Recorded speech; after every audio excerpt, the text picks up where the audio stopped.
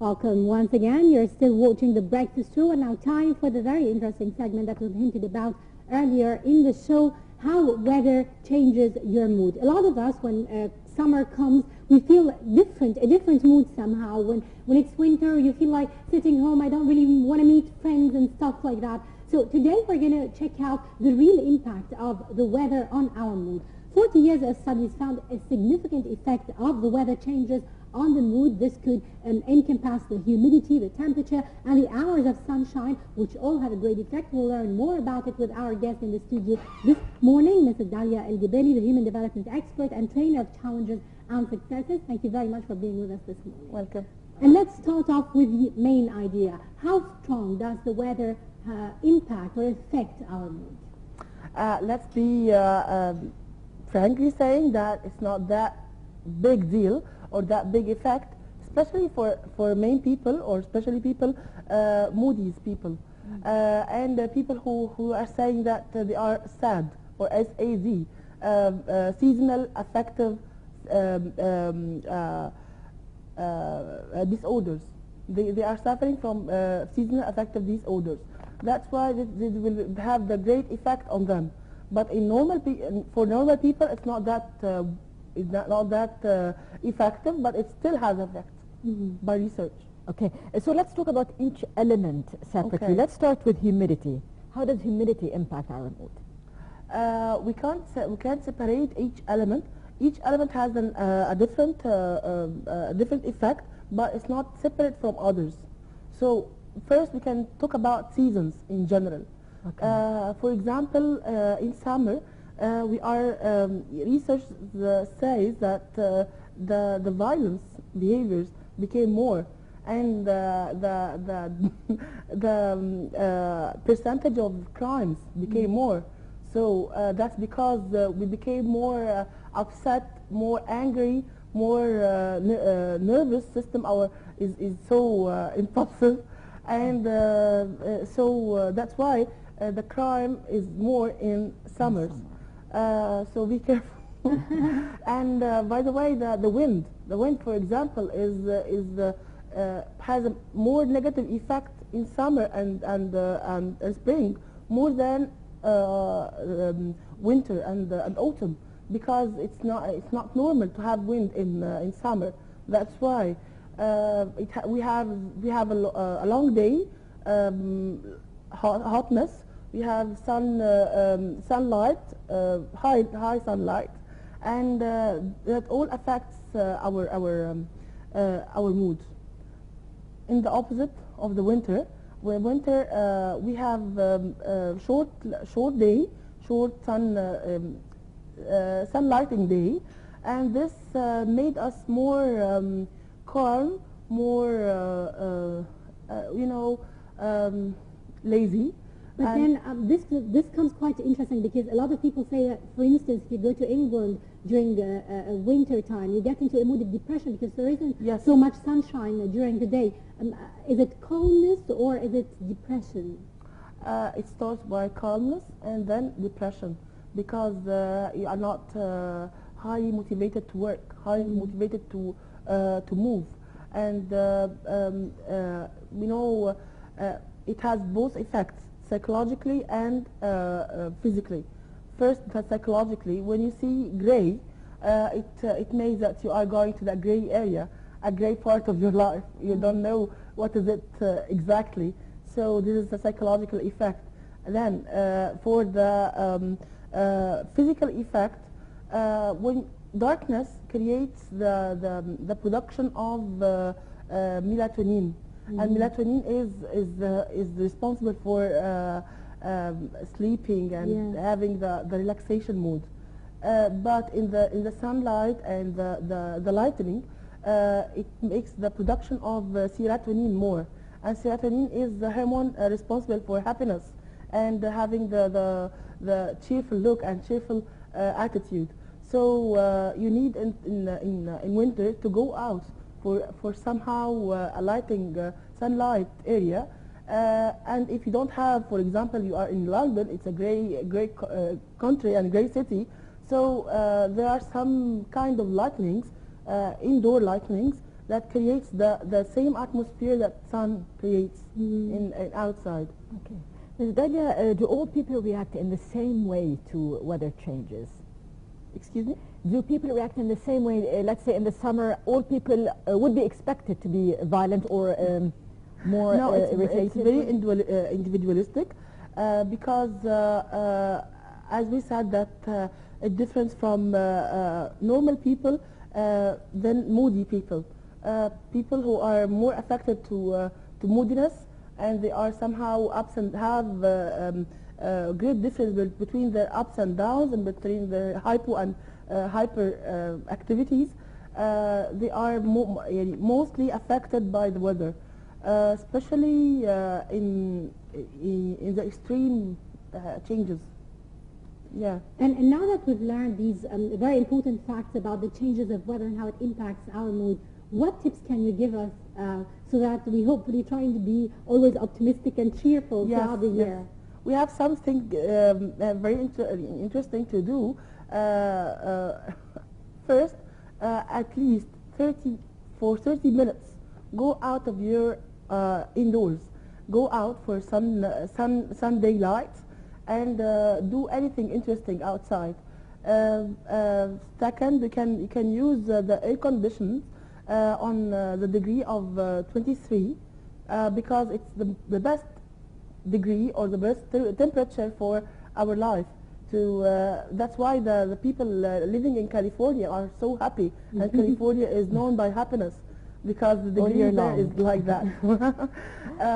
Third, we can use something called ionizer. Ionizer is the thing that can be combined with the air conditioner or separate, which can create ions in the atmosphere, and then it can get more concentration, more ability to be focused, creativity, and this normally happen after the rain. You know, also rain is very effective element in the weather. So during the rain, some people are somehow motivated, and others are deeply sad and deeply disappointed. But directly after the rain, it's somehow a positive mood created. That's because the normal ionizer in the weather after the rain. And there is a saying as well for us Egyptians and maybe Muslims. I don't know what's really the basis of it, but it's like after the rain you can just go call for prayer or ask God for something, and maybe it will happen someday. There are people who say things like that. Maybe it's because of this optimistic mood. No, it's not like that. But for prayers, any natural phenomena we need to pray for, because it's a sign for the God creations and God ability. That's why we are praying for that. But maybe the pharaohs used the after rain atmosphere they said about it. Yeah. We can also go outside for any activity that we can do it outside home, because if you do the same thing indoors and there's an ability to do it outdoor, it limited the ability to have critical thinking and creativity. So going outside and go to normal weather in the normal circumstances creates more your creativity and your ability to critical thinking. Okay. Ms. Dalia, how can we prepare ourselves to prevent the impact of the negative impact of weather conditions? For example, I know that in the winter I become a little bit more depressed. So how can I prepare myself to avert this state of mind? I need to do something that creates more the serotonin. So it may be by food. So for females, chocolate is recommended, especially in winter. Yeah, because it creates the serotonin. Also depression, but yeah, when you put it away, it's the happiness. It's for happiness. It's it really works for depression. Exactly. And winter, we say that it creates more the ability to be depressed. So serotonin is a secret. It can be created also by cheddar cheese and the whole grain rice, you know. So there are some and nuts To prevent depression. to prevent And what depression. about violent attitude, for example? In the summer you said that people tend to be more violent. So how can we We need prevent do this? some activities to use our energy in activities. So sports is recommended. Do something. Use your physical abilities. Maybe we can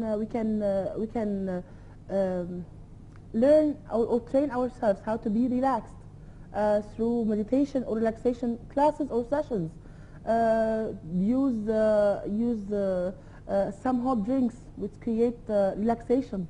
Hot chocolate, for instance? No. Hot chocolate is for winter only. Only? Okay. What should we take? Herbs. Herbal. Herbs. And it's not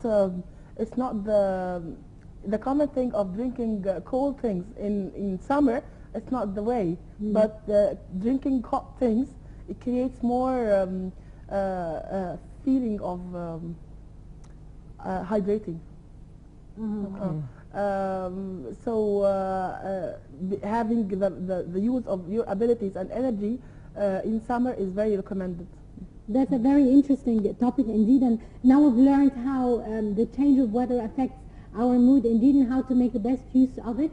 Let's move on, Ms. Dalia, to another very important point also in your area of specialty, the challenges and successes. A lot of people, a lot of young people today find a lot of challenges in to find the appropriate work, to find the appropriate partner in life.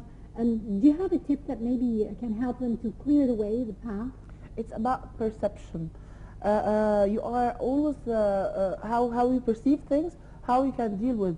So if you perceive it as a problem, and it's a barrier between me and my goal, and how can I achieve my goals, it's a barrier.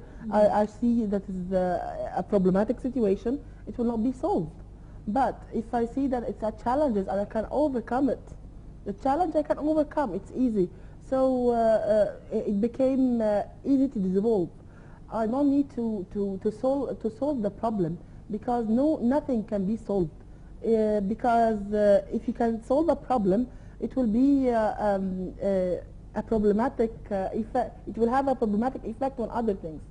So just remember, if you are when you were in the past and you got very annoying problems during the school. Do you remember it? Sure. But now, is it still a problem? Not at all. Because it's not in your interest. So you can come over and pass it, because it will be dissolved automatically. Do not focus on the problems. Do not focus on the circumstances nowadays, but focus on what you are going to do and your future, and how can you create your path away, so you can overcome it easily. Okay, Ms. Dalia said it is related to our perception, and of course perception is related to our sense of control. And we're talking about the individual level, but let's say challenges that deal with the state of our nation, as we're seeing nowadays. Great What challenges. if you great challenges, and you see no control that you have about the situation or over the situation, and you have no clear vision for your own future and your country's future?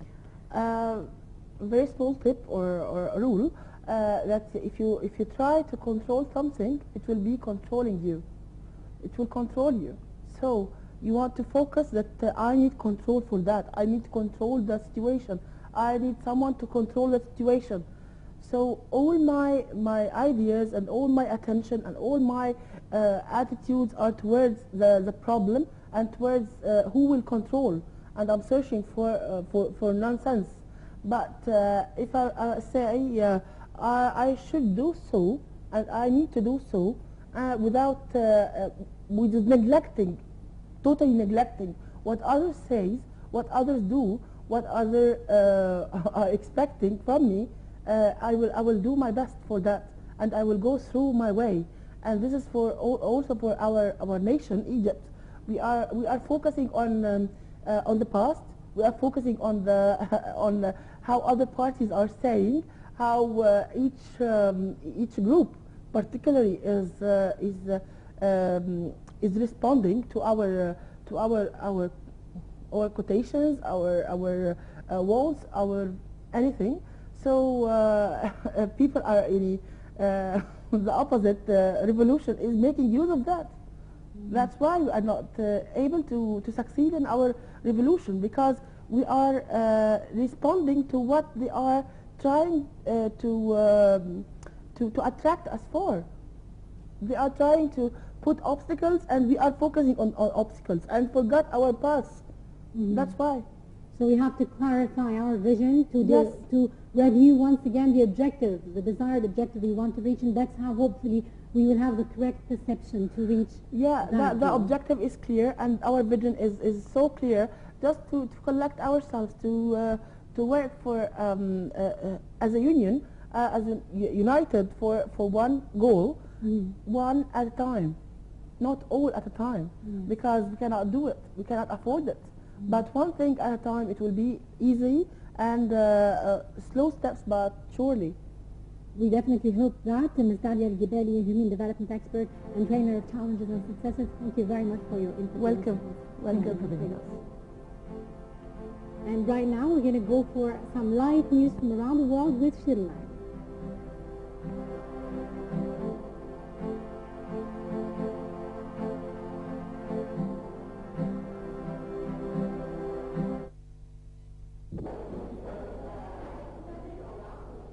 The Love Without Loneliness AOA Artist Exhibition impressed viewers in the capital of Beijing, featuring paintings made by autistic children. AOA art is short for autistic or artistic art. The two-day exhibition attracted more than 630 autistic children artists to showcase their paintings, creating a new channel for people to learn the hidden talents of those suffering from loneliness.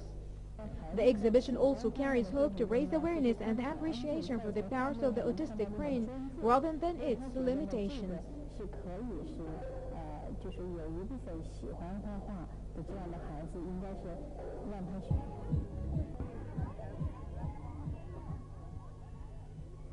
Peach trees are fully blossoming in Ningxi Prefecture, southwestern China's Tibet Autonomous Region, composing a glorious landscape there.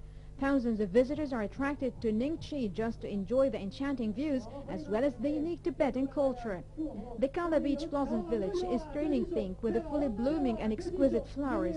With snow mountains as the backdrop against each blossom integrates with the divine Tibetan Buddhism as well as its unique culture. Ningxi, throne of the sun in Tibetan, is located in the southeast part of Tibet, with an average altitude reaching 3,100 meters above the sea level. From March to April each year, the temperature for the area is around 20 degrees Celsius, and the flowering phase may last 1 month. Since 2002, Ningxi has been hosting the Peach Blossom Festival annually. Visitors can enjoy the spectacular scenery along with unique Tibetan performances and sport.